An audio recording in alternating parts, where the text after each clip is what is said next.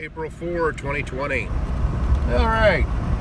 I know that everyone is hunkering down and trying their best to maintain their sanity, and these are trying times, and we have to find the good in everything that we do. Like right now, I just drove past the house where an elderly couple were sitting outside reading in their lawn chairs. Some of us need to do things that we haven't done, or step outside our comfort zones. And I'm trying to make the most of my situation, and if you can't figure it out by now, I have always bought into the idea of working my ass off. It's something that I enjoy. It's something my father instilled upon me at a very young age. You're not tired yet. Now is not the time to be a pussy. And so it's kind of difficult to do that in these times. However, as long as you keep your distance from folks, you can. And everyone stay healthy and enjoy it. I'm got a heavy load on my truck. I've ripped up a bunch of big, it was a 30-inch plus white oak tree. I managed to get 4 blocks, and I ripped them into 4 16-inch white oak logs. I'm going to start mixing my hardwood training with my softwood training, just to, for variety and variability. And as I've told people before, hardwood keeps you honest. It makes you cut it properly. It makes you put the axe on the wood properly. What happens when you cut softwood, at least in North America, particularly for the younger guys that are listening to this, is that you can get away with hitting the log shitty. You try hitting a white oak with shitty presentation, and nothing's going to happen, and you're not going to lift the chip. And it's one of the reasons why the axemen from Australia are so much better than what we are in general and overall, is because the wood they cut makes them cut it. With the exception of that flame tree and the Paulownia and some of the mountain ash, and some of the wood they cut in Tassie, it's all hardwood. And but it's good. It's fun. It makes us work. And so I'm all about the work and stepping outside my comfort zone and doing something that I'm not familiar with. So let's have fun, let's enjoy it, let's make the most of the situation, however long it may last, and embrace the day. Just spent the past 2 hours cleaning up around the farm. Well, cleaning up my mess, basically. So now it's time to get this session started. This is more stress relief than anything else, so everyone stay safe.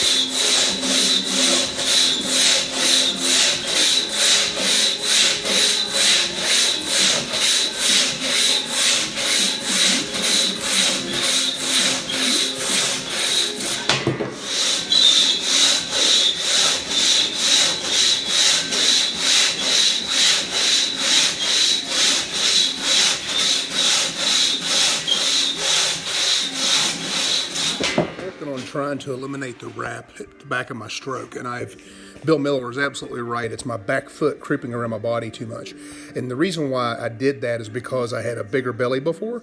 Now I don't have the belly. I just got to keep the saw close to me and let my top hand and my bottom hand, let this handle spin in my hand as it passes the center line of my body, so that it remains in straight line, so that there's less friction on the side of the curve as the saw's cutting.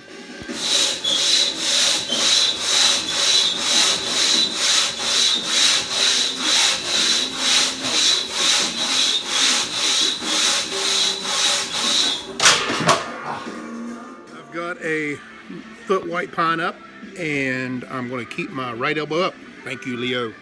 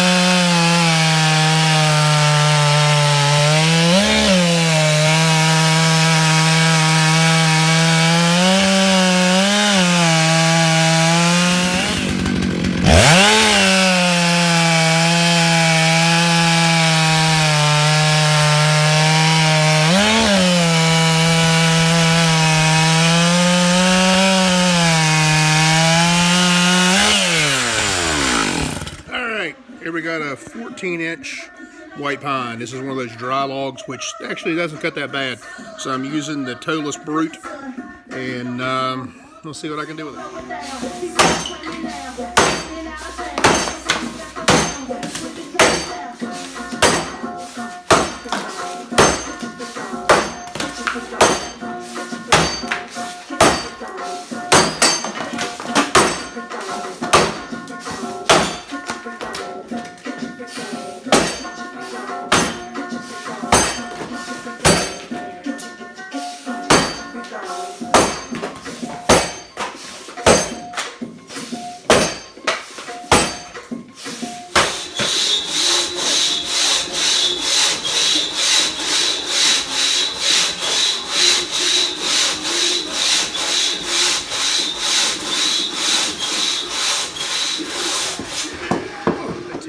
And I've got a 49 inch in circumference white pine up. It's that would make it 16 inches.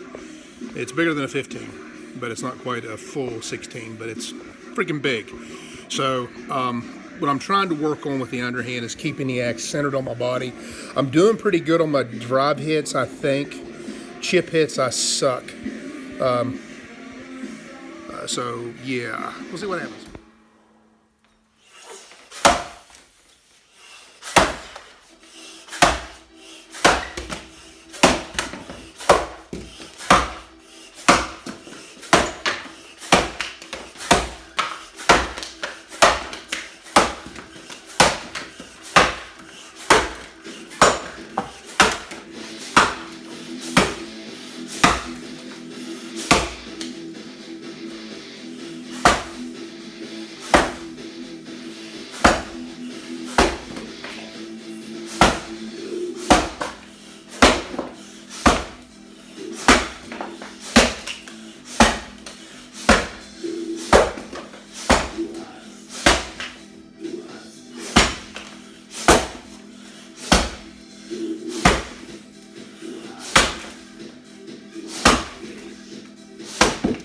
Log up there, it's a pine. I'm going to use one of my thicker woolly butt edged axes because it's got some pin knots in the bottom. Hopefully it should hold it, should handle it.